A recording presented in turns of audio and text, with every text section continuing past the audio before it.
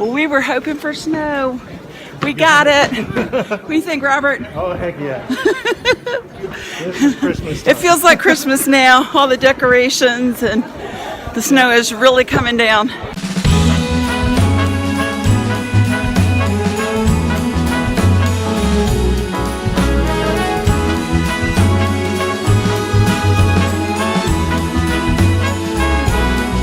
On this cold December day, we are on our merry way, riding along, just singing a song, barreling through the snow.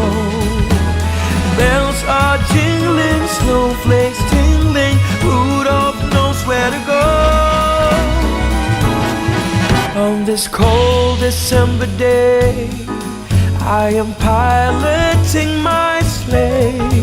The work to be done on my Christmas run is the most tired chore. No girl or boy without a toy, so giddy up, Rudolph, my dear. Good morning from Rothenburg Tauber. The Tauber means of the river Tauber. Because the city sits right on the river. Rothenburg is one of our favorite cities here in Germany. In fact, you'll see why when we get into it a little bit later. It was the inspiration for the village in Disney's movie Pinocchio.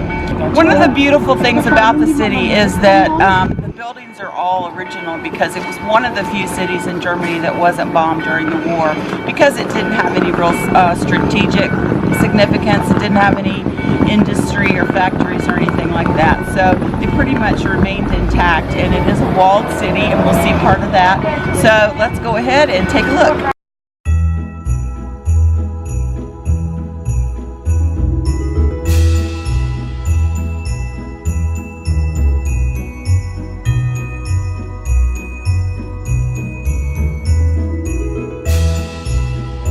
Here you can see the narrow, steep steps going up to the ramparts along the wall. And you could walk almost completely around the city on this wall.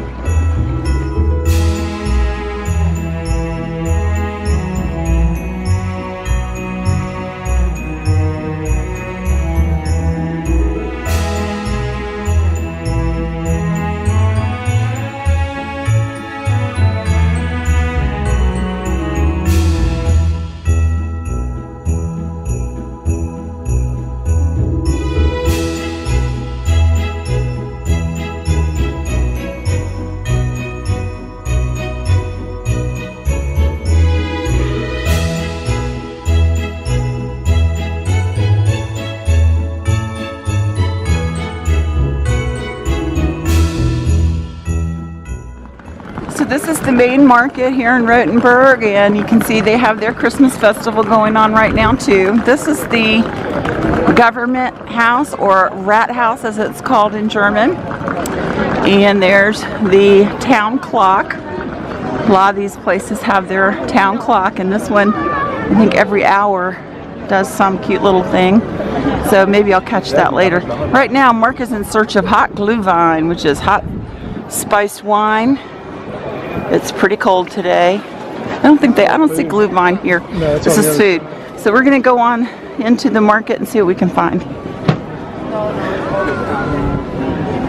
Found the Glühwein. Here's to hot Glühwein. Prost! Good stuff.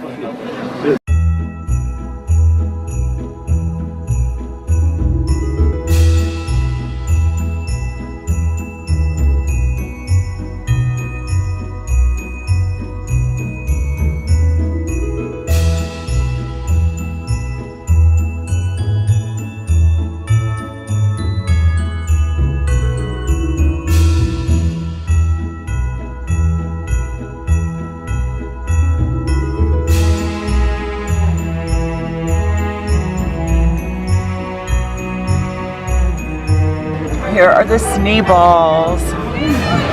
They're kind of known for those here in Rothenburg. And they started off as leftover bits of dough from their baking that they didn't want to just throw away. So they just kind of loosely balled them up and put sugar or coatings on them and gave them to the kids. So we're going to take a little break out of the cold. It's getting very cold here. And go inside to the Criminal Museum, which shows lots of torture devices. Ought to be interesting. Paddy wagons here. Looks like it's €7. So here are the prices and the hours. And we're going in. Oh. We're going down into the dungeon. Welcome to the dungeon. Yes. If you need just anything, scream.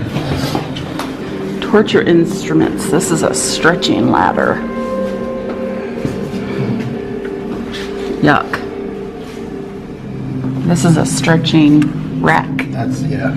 Yeah. Well, how do they stretch you on the ladder? If you see the bottom. Oh, there you go. I see it's adjustable there. Well, and it turns. Yeah. So as they turn it, the ropes that are on your feet, you're actually cranked longer and longer. Our torture expert here.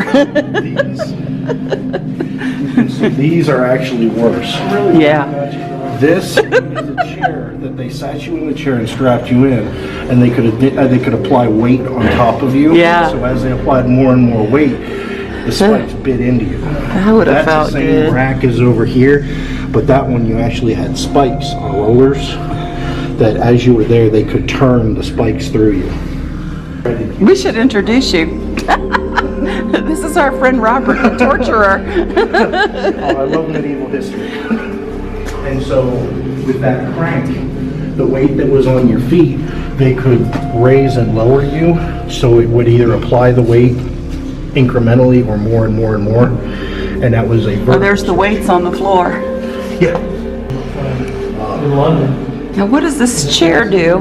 You put your head in it. That breaks your neck. Oh, lovely. You're sat down, collared across, and they turn that screw, and it pushes into your neck. base of your skull, and it breaks your spine at the base of your skull. Oh, no, I've seen these before. Number 4. I can't read that. Oh, here we go. We've seen those in the Tower. For simultaneous bonding of the neck, hand, and ankles. This here, number 4. Yeah, the subject had to stay in this position for a specified period of time. You'd have to be squatted, sitting. You're sitting down, your ankles are coming through here. Yeah, your hands are ankles. like this. Your hands, I'm guessing, right here. Right in those two And grooves, those are your wrists. Yeah, and then your head.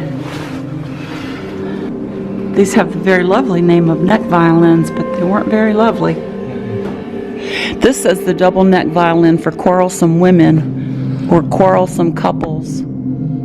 Also makes sense, yeah. Were punished in such a manner until harmony was once again restored. They forced them to look at each other and apologize, I guess. Each one represented a certain crime, I guess. Yes. Branded the criminal's neck. I think these masks are... Interesting. Well, they're works of art. I mean, in their way, they're beautiful. If you didn't know what they were used for. Look at this one. For talkative women with a long tongue and long ears. This was the shame mask for someone who acted like a pig. There's another pig mask.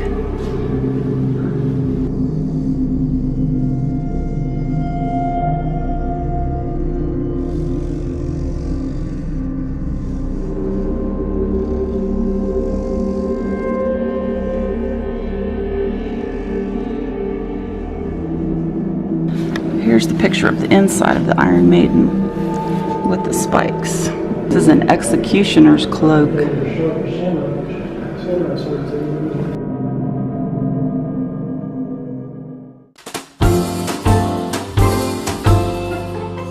How pretty it is. Everyone's waiting waiting for snow. Kids and grown-ups alike, I don't wanna be riding my bike this time tomorrow. Well, we were hoping for snow.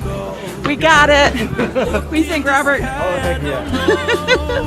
This is Christmas. It feels like Christmas now. All the decorations and the snow is really coming down. 'Cause for Christmas